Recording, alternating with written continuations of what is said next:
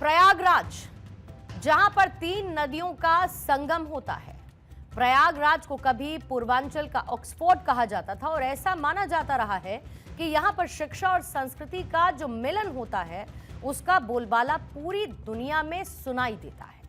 पिछले साल यहां की पवित्र धरती का महाकुंभ का आयोजन और इस साल यहां पर माघ मेले का आयोजन। साधु, सन्यासी और हिंदू धर्म में आस्था रखने वाले लोग बड़ी संख्या में यहां पवित्र स्नान के लिए पहुंच रहे हैं। लेकिन इस पवित्र धरती से उठा एक विवाद राजधानी लखनऊ से होते हुए दिल्ली का रुख कर चुका है। विवाद प्रोटोकॉल और सम्मान से जुड़ा बताया जा रहा है। दरअसल 18 जनवरी को मौनी अमावस्या के दिन पवित्र स्नान हुआ और इस दिन से ज्योतिष पीठ के शंकराचार्य स्वामी अभिमुक्तेश्वरानंद सरस्वती और प्रयागराज मेला प्राधिकरण के अधिकारियों के बीच शुरू हुई कंट्रोवर्सी अब तक जारी है। लेकिन इसी बीच उत्तर प्रदेश के मुख्यमंत्री योगी आदित्यनाथ के एक बयान ने हलचल बढ़ा दी है। उन्होंने बगैर नाम लिए एक बड़ा बयान दिया। हरियाणा के सोनीपत में एक कार्यक्रम आयोजित हो रहा था जिसमें मौजूद सीएम योगी आदित्यनाथ ने कहा कि ऐसे तमाम कालनेमी होंगे जो धर्म की आड़ में सनातन धर्म को कमजोर करने की साजिश रच रहे होंगे और हमें उनसे सावधान रहना होगा। एक योगी के लिए, एक सन्यासी के लिए, एक संत के लिए धर्म और राष्ट्र से बढ़कर के कुछ नहीं हो सकता। यही उसके जीवन का ध्येय होना चाहिए। उसकी व्यक्तिगत प्रॉपर्टी कुछ नहीं होती, धर्म ही उसकी प्रॉपर्टी है, राष्ट्र ही उसका स्वाभिमान है।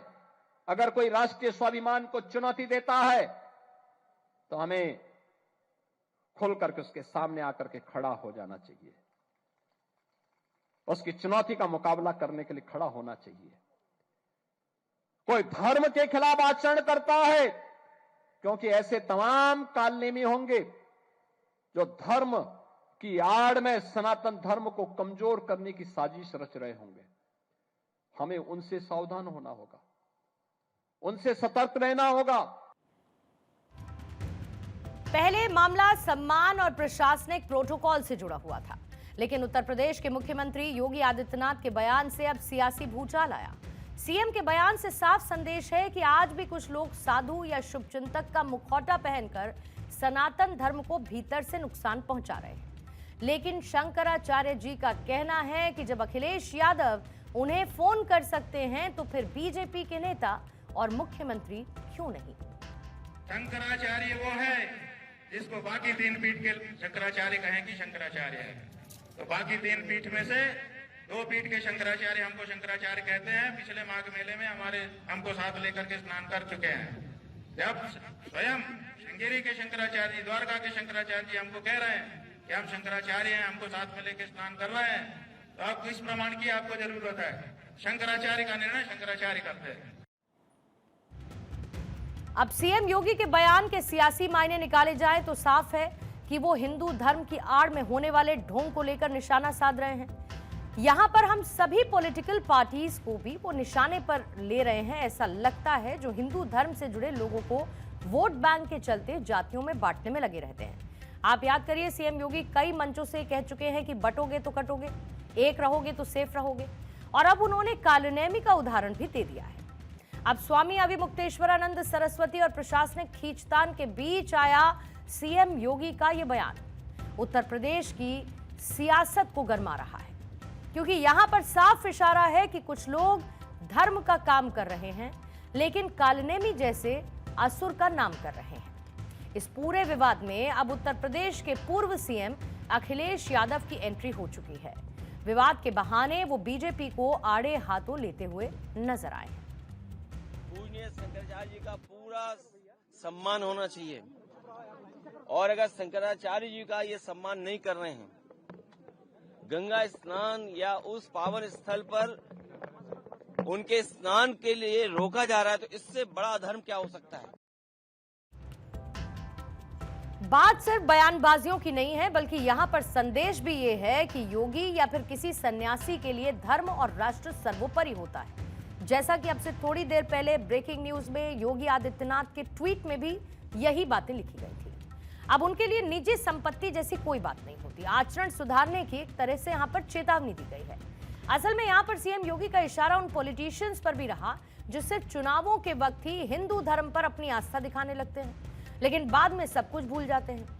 अब मामले पर राजनीतिक रंग तो चढ़ गया है, लेकिन इस लड़ाई में अब जगत गुरु राम भद्राचार्य ने भी मोर्चा खोल दिया। उन्होंने नियमों का हवाला देते हुए स्वामी अविमुक्तेश्वरानंद को आड़े हाथों ले लिया है।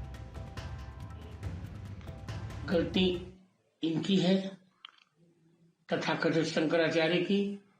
कोई भी व्यक्ति पर्व में पालकी पर स्नान करने तट तक नहीं जाता, ना हम लोग कभी गए। इन्होंने गलती की है। सरकार ने व्यवस्था बनाने के लिए इनको रोका था और किसी कोई अपराध नहीं है और संत का अपमान कभी नहीं हुआ। उल्टे इन्होंने हम लोगों का अपमान किया है। मैं यही कहूंगा, ये विपक्ष की राजनीति है। अब जिस कालनेमी राक्षस का जिक्र सीएम योगी ने किया है उनके बारे में भी बता देते हैं। कालनेमी दरअसल रामायण काल का एक असुर था और हमारी पौराणिक कथाओं में इसके बारे में बताया गया। वो एक मायावी असुर था जिसने साधु का भेष धारण करते हुए हनुमान को भ्रमित करने की नाकाम कोशिश की। बाहर से वो धर्मात्मा और तपस्वी दिखाई देता था, लेकिन अंदर से वो भगवान राम के काम में बाधा डालने की कोशिश करता था। हनुमान ने इस असुर के छल को पहचाना और उसका वध किया। यहां भी कालनेमी से यही मतलब है। अब सीएम योगी ने इसीलिए कालनेमी की बात की क्योंकि धर्म की आड़ में अगर कोई ढोंग करता है तो वो इसी कैटेगरी का होगा। खैर, विवाद यहां पर शंकराचार्य और प्रशासन के बीच में हुआ और ऐसे में ये भी जान लेते हैं कि आखिर शंकराचार्य कैसे चुने जाते हैं, क्वालिफिकेशन क्या होती है। मौजूदा शंकराचार्य अपने सबसे योग्य शिष्य को अपना उत्तराधिकारी चुनते हैं। उम्मीदवार का बाल ब्रह्मचारी होना जरूरी होता है और साथ ही उसे संन्यास की कठिन परंपराओं का पालन भी करना होता है। चुने गए उम्मीदवार को वेदों, उपनिषदों, पुराणों और सांस्कृतिक भाषा का ज्ञान होना चाहिए और चयन के लिए दशनामी संप्रदाय के साधु संतों का समर्थन जरूरी होता है। इन साधु संतों की सामूहिक सहमति भी यहाँ पर जरूरी होती है। विद्वानों की सभा और अलग अलग अखाड़ों के प्रतिनिधि मिलकर उम्मीदवार की योग्यता की जांच करते हैं। अखाड़ों और विद्वानों की सहमति के बाद ही उम्मीदवार के नाम पर अंतिम मोहर लगाई जाती है। फिर उसके बाद आखिर में पट्टाभिषेक की रस्म होती है और गद्दी नए शंकराचार्य को सौंप दी जाती है। सीएम योगी के बयानों का विश्लेषण करें तो उनका यह साफ कहना है कि कालनेमी जैसे लोग बाहर से धार्मिक दिखते हैं लेकिन भीतर से धर्म विरोधी एजेंडे पर काम करते हैं। दरअसल अगले साल यानी 2027 में उत्तर प्रदेश में विधानसभा चुनाव होने हैं और ऐसे में वोट बैंक की राजनीति से ये चुनाव भी दूर नहीं रहने वाला। एक तरफ पूर्व सीएम अखिलेश यादव की पार्टी समाजवादी पार्टी है और दूसरी तरफ बीजेपी और तीसरा ध्रुव है मायावती की पार्टी बहुजन समाज पार्टी। सभी के अपने अपने वोट बैंक हैं और ऐसे में चुनावी धार देने में हर एक पार्टी जुटी हुई है। बीजेपी का फॉर्मूला साफ है कि उसे अपने काम पर पूरा भरोसा है। यहाँ हिंदुत्व की बात तो पार्टी करती ही है, साथ ही लाभार्थी और लोगों के कल्याण को लेकर भी पार्टी काम करती है। सीएम योगी की सख्त प्रशासक की छवि भी बीजेपी के लिए प्लस पॉइंट है। यूपी सरकार की मुफ्त राशन योजना, आवास योजना